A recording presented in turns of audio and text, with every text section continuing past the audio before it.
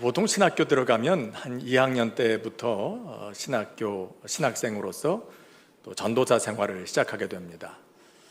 저도 기도했습니다. 하나님, 좋은 사역지를 제게 알려주십시오. 보내주십시오. 근데 얼마 후에 저희 집에서 아주 가까운 교회에서 연락이 왔어요. 아동부를 맡아서 사역해 달라는 겁니다. 사실 교사로서는 아이들을 지도해 본 경험이 있지만 전도사로서 부서를 맡아 사역하는 건 처음이었기 때문에 제게는 대단히 큰 도전이었습니다. 첫 사역지였고요. 그런데 그렇게 아동부 사역을 시작하고 얼마 지나지 않아서 목사님께서 저를 부르시는 겁니다. 그러면서 하시는 말씀이, 김 전도사님, 어차피 토요일 날 주일 사역 준비하러 나오시잖아요. 네, 나오는 김에 청년부도 좀 지도해 주세요. 그래서 청년부도 제가 떠맡아서 또 지도를 하게 됐습니다. 근데 그러고 나서 얼마 있으니까 목사님이 또 저를 부르시는 거예요. 전도사님, 오전에 아동부 지도하고 난 다음에 시간 되잖아요. 네, 됩니다. 마침 지금 찬양대 지휘자가 공석인데 전도사님이 찬양대 지휘도 좀 해주세요. 그래가지고 주일날 아침에 찬양대 지휘까지 맡았어요. 그리고 얼마 지나서 또 목사님이 부르시는 겁니다. 목사님 부를 때마다 겁이 나요. 그때는 또 뭐라고 말씀하시는가 하니, 전도사님, 어차피 주일 오후까지 교역자가 다 주일날 성전에서 지내는 거 아닙니까? 네, 그렇죠. 그럼 그 시간에 저하고 신방 다닙시다. 그래서 또 주일날 오후 시간에는 또 목사님 따라서 같이 신방을 다녔어요. 생각해 보니까 저희 동기들은 주일에 보통 한 부서 정도 맡아서 사역을 하는데, 저는 생각해 보니까 아동부에, 청년부에, 찬양대 지휘에, 목사님 따라다니며 신방 전도사 역할까지 이걸 다 해야만 했습니다. 사실 처음 해보는 신학이라는 영역이 공부하기도 참 버거운 일이었지만은, 거기다가 이런 사역까지 다 감당하려고 하니까 참 이건 보통 일이 아니었습니다. 그래도 지금 생각해 보면 이 모든 걸 다 감당하면서 무사히 졸업한 건 전적으로 하나님의 은혜가 아니었나 생각해 봅니다. 그리고 무엇보다도 그런 경험들이 저에게 있어서는 대단히 소중한 훈련의 기회가 됐습니다. 여러분, 훈련이란 전도사에게만 필요한 건 아니죠. 우리 모두 훈련이 필요합니다. 우리가 군인이 되기 위해서 군대에 가면은 처음에 제일 먼저 훈련소부터 입소하잖아요. 그죠? 훈련 받아야 군인이 되는 거예요. 의사가 되는 것도 일정 기간 훈련을 받아야 의사가 되죠. 사업을 하기 위해서도 사업가로서 배워야 사업가가 되는 겁니다. 요즘에 저희 교회에서 더자람 사회적 협동조합에서 바리스타 양성 과정 하고 있는데, 그걸 보니까요, 맛있는 커피 한 잔 내리는 것도 훈련이 필요하더라고요. 오늘 말씀은 아마도 전 세계적으로 가장 많이 알려져 있는 성경의 한 대목일 겁니다. 사랑이란 이런 것이다. 사랑의 특징에 대해서 기록하고 있습니다. 사랑은 오래 참고, 사랑은 온유하며, 사랑은 시기하지 않고. 그런데 이 고린도전서 13장은 단순히 사랑은 이런 것이다 라고만 말하지 않습니다. 고린도전서 13장을 깊이 묵상해 보면 이 말씀이 곧 하나님이 어떤 분이신지에 대해서 우리에게 알려주는 말씀이라는 걸 알 수가 있습니다.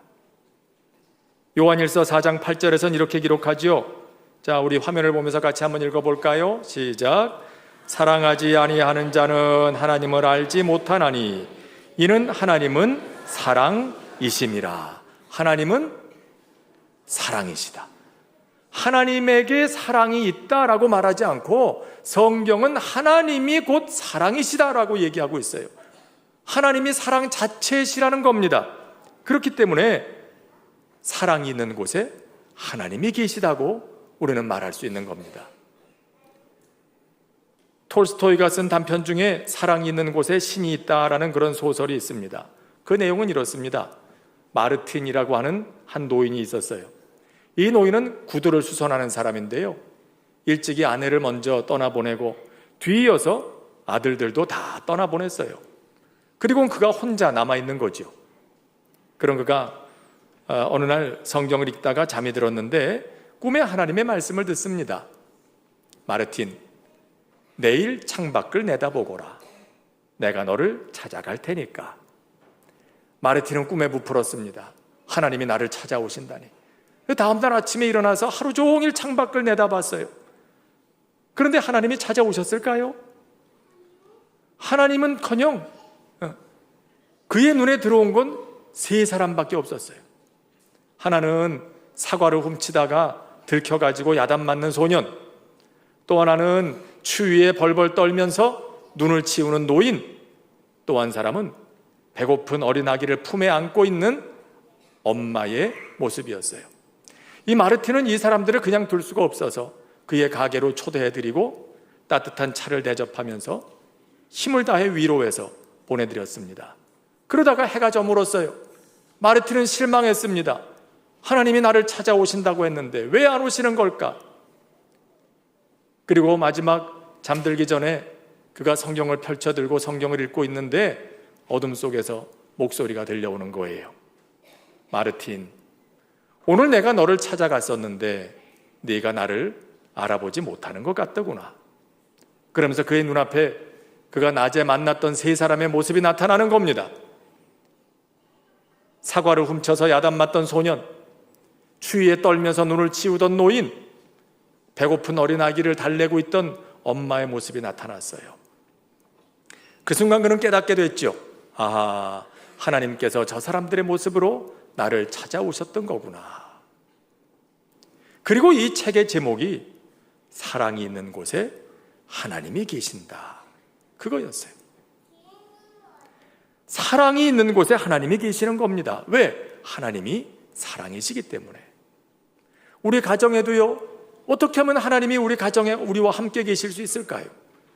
가족들끼리 서로 사랑하면 그곳에 하나님이 계신 거예요. 왜? 하나님은 사랑이시니까. 부모가 자녀를 사랑하고 자녀가 부모를 사랑하고, 때로는 부모의 모습으로, 때로는 자녀의 모습으로, 형제 자매의 모습으로 하나님께서는 우리를 찾아오시는 겁니다. 그리고 우리가 서로 사랑할 때 하나님께서 그곳에 우리와 함께 계신 것이죠. 그런데 이 말씀은 동시에 우리가 어떤 사람들인가, 아니 어떤 사람이어야 하는가를 가르쳐주는 말씀이기도 합니다. 왜냐하면 우리를 하나님께서는 하나님의 형상으로 만드셨기 때문입니다. 하나님의 형상으로 만드셨다는 건 하나님을 꼭 닮게 만드셨다는 뜻입니다. 그러니까 하나님이 사랑이시라면 그를 닮아 창조된 우리도 무엇이어야 합니까? 사랑이어야 합니다. 하나님이 사랑이시라면 그분의 피조물인 우리들도 사랑이어야 마땅합니다. 그런데 어떨까요? 과연 우리의 오늘의 모습은 사랑이라고 말할 수 있을까요? 하나님은 사랑이시라 그렇게 성경 기록하는데 아무개는 사랑이다 그렇게 얘기할 수 있을까요? 오늘 우리의 모습은 그렇지 못해요. 왜? 어느새 우리의 삶 속에 죄가 스며들어 왔기 때문에.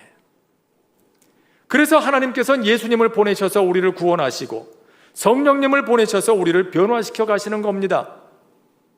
우리가 다시 하나님 형상을, 그 하나님의 사랑의 모습을 회복할 수 있도록 하시기 위해서. 그런데 이렇게 성령님께서 우리를 새롭게 하셔서 우리 안에 사랑을 회복하시기 위해서 택하신 중요한 공동체가 하나 있어요. 그게 바로 가정이라는 겁니다. 가정의 또 다른 이름은 사랑의 훈련소입니다. 자, 가정이 뭐라고요? 사랑의 훈련소다. 사랑의 훈련소다. 우린 대개 가정을 통해서 우리가 얻고 누리는 것들을 생각할 때가 많습니다. 가정에서 쉼을 얻고 필요한 것들을 공급받고. 하지만 그보다 더 중요한 사랑의 이 가정의 기능이 있다면 바로 이거예요. 사랑의 훈련소로서의 기능. 가정에서 경험하는 모든 일들을 통해서 우리는 사랑하는 법을 배워갑니다.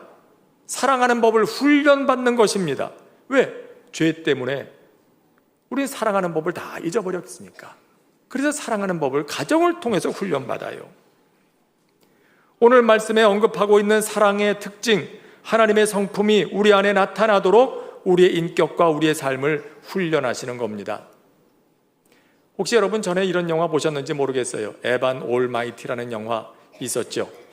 브루스 올마이티가 먼저 나오고 그 다음에 속편으로 에반 올마이티라는 영화가 나왔어요. 그런데 그 영화의 주인공인 에반, 그에게 아내가 하나 있는데 이 아내가 남편의 도저히 이해할 수 없는 행동 때문에 고민을 합니다.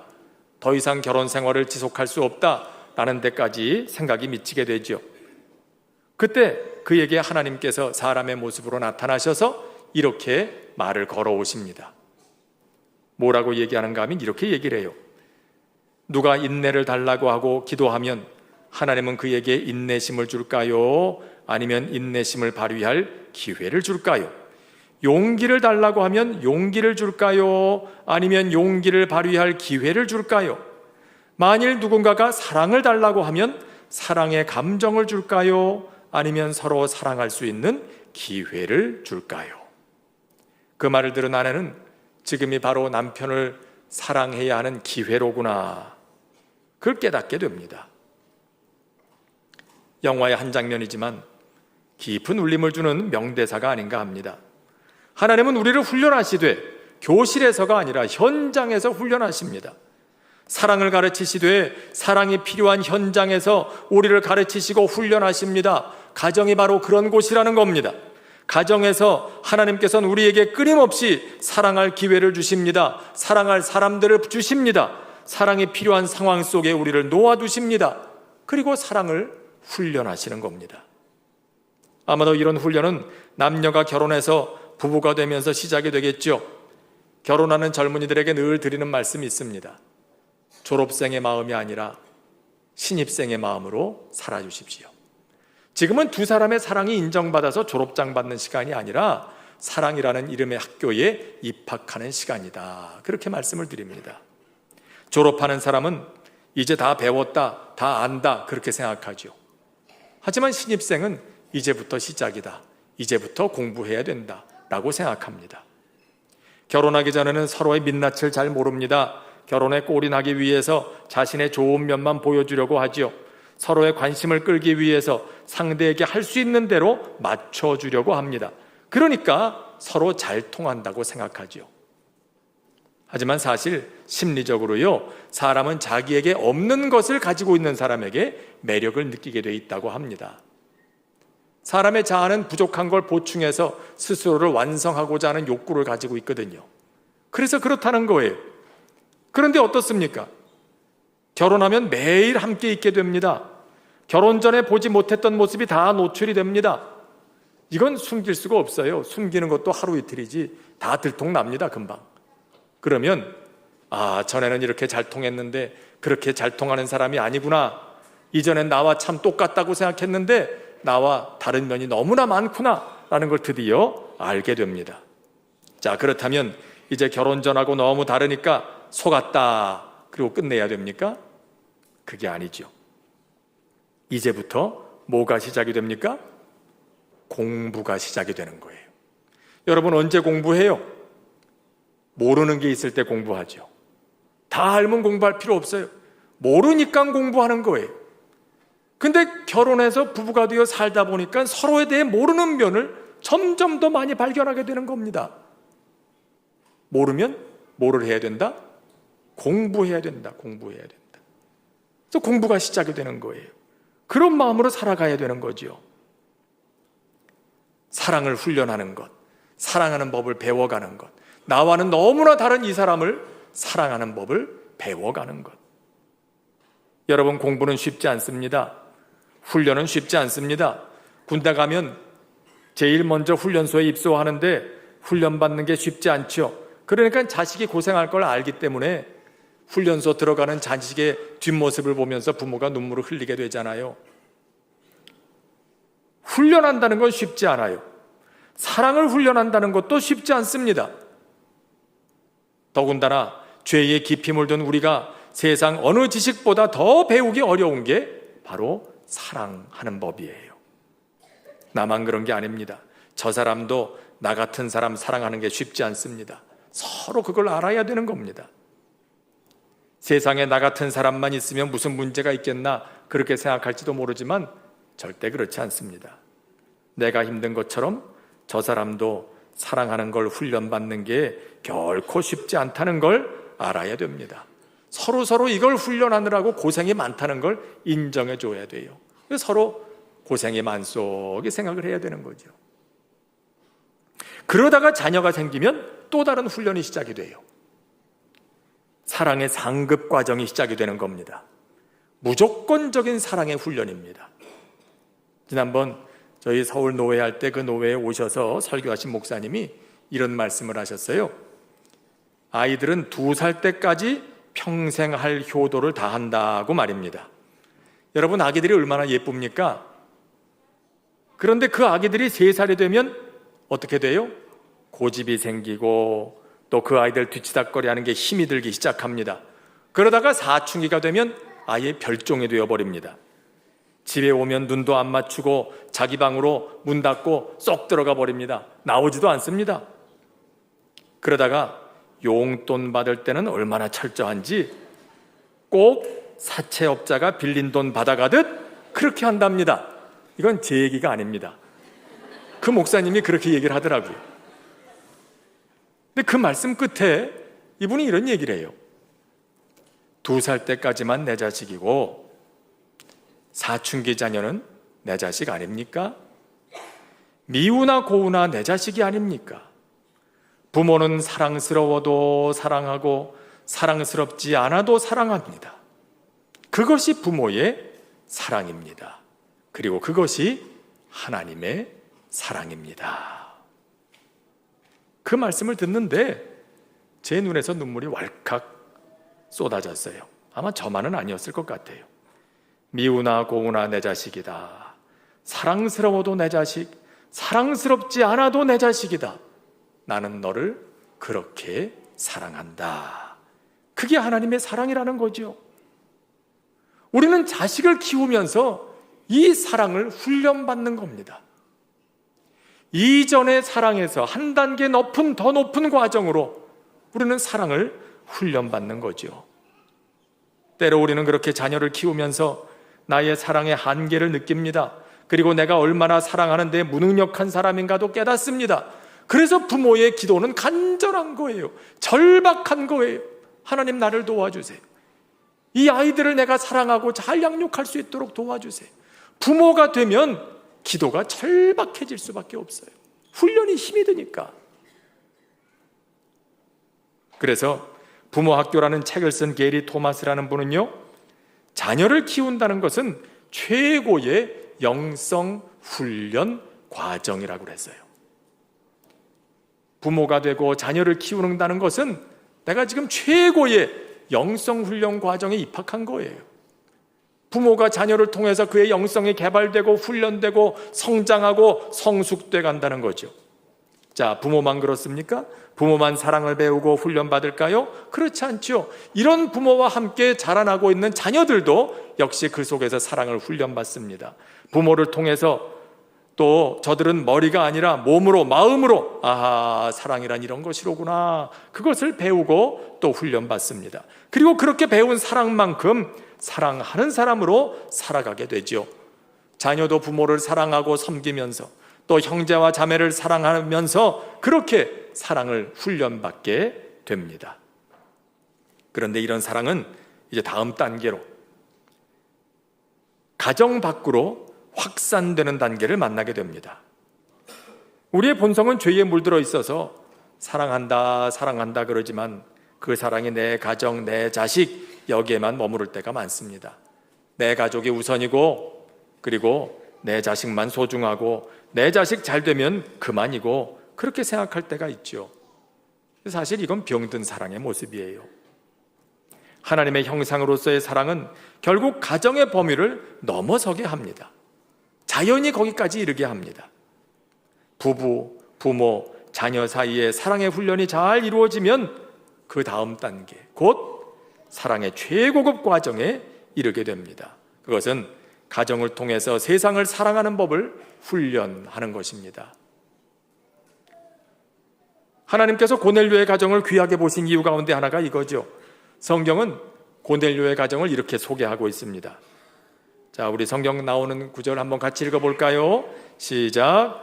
그가 경건하여 온 집안과 더불어 하나님을 경외하며 백성을 많이 구제하고 하나님께 항상 기도하더니. 아멘. 자, 고넬료의 가정은 경건했어요. 온 가족이 함께 하나님을 경외했어요. 항상 하나님 앞에 기도했어요. 그리고 거기서 끝난 게 아니었어요. 그들은 백성들을 많이 구제했다고 그랬습니다. 그의 가정은 자기들끼리만 오손도손 잘 사는 그런 가정이 아니었습니다. 가정의 범위를 넘어서서 백성들을 많이 구제하는 사랑의 최고급 과정에서 훈련을 잘 받은 가정이었어요. 여기서 사랑이 완성되는 거지요. 그래서 하나님께서 이 고넬료의 가정을 눈여겨보셨던 거예요. 사랑의 최고급 과정을 잘 훈련받은 가정이 여기 있구나. 하나님께서 태초에 아담과 하와를 만드시고 첫 번째 가정을 이루어 주실 때 그들에게 복을 주시며 아주 중요한 사명을 맡기시죠. 하나님이 창조한 이 세계를 하나님의 마음으로 잘 돌보고 가꾸라는 겁니다. 아담과 하와만 알콩달콩 재밌게 사는 게 아니라 그들의 가정이 세계를 복되게 하는 그 일을 감당하라 하시는 겁니다. 그들 안에 있는 사랑이 가정의 범위를 넘어서서 세상으로 흘러가게 하라는 겁니다. 우리도 먹고 살기 바쁜데 힘든데 어느 세월에 우리가 그런 사명 감당하겠는가 그런 생각할지도 모르죠. 하지만 아닙니다. 너무 거창하게 너무 크게 생각할 거 없어요. 작은 것부터 시작하면 됩니다. 가족들이 함께 예배하고 기도하면서 세상을 위해 기도하는 일 참 소중한 것입니다. 아주 좋은 출발점입니다. 또 자녀들을 교회 학교에 보내면서 어려서부터 믿음으로 잘 자라날 수 있도록 돕는 것이야말로 그 아이들을 통해서 사랑이 가정의 범위를 넘어설 수 있는 그런 기초적인 토대를 마련해주는 아주 중요한 일인 것이에요. 뿐만 아니라 예배드리면서 헌금하는 것도요, 세계를 복되게 하는 일에 참여하는 겁니다. 하나님께서는 교회를 통해서 복음을 전하시고 죄로 물든 세계에 하나님의 은혜를 흘러가게 하시지 않습니까? 그렇기 때문에 하나님이 우리에게 주신 물질의 일부를 구별해서 하나님께 드리는 이것이야말로 세계를 복되게 하는 일에 참여하는 가장 기본적인 일 중에 하나가 되는 겁니다. 여러분, 오늘은 가족주일입니다. 하나님께서 주신 가정을 믿음의 눈으로 다시 돌아보는 날입니다. 하나님께서는 우리의 가정이 사랑의 훈련소가 되기를 원하십니다. 가정에서 사랑을 훈련하시고 죄로 인해 잃어버렸던 하나님의 형상, 그 사랑이 우리 안에 온전하게 회복되기를 원하십니다. 예수님을 보내셔서 죄의 사슬을 끊으시고 성령님을 우리 안에 사랑의 영으로 보내주셔서 우리 안에 사랑이 온전하게 회복되게 하시는 것입니다. 아무쪼록 우리 모두의 가정이 이와 같은 사랑의 훈련소의 역할을 잘 감당해서 우리 안에 사랑 그 자체이신 하나님의 형상이 온전하게 이루어질 수 있게 되기를 주님의 이름으로 축원합니다.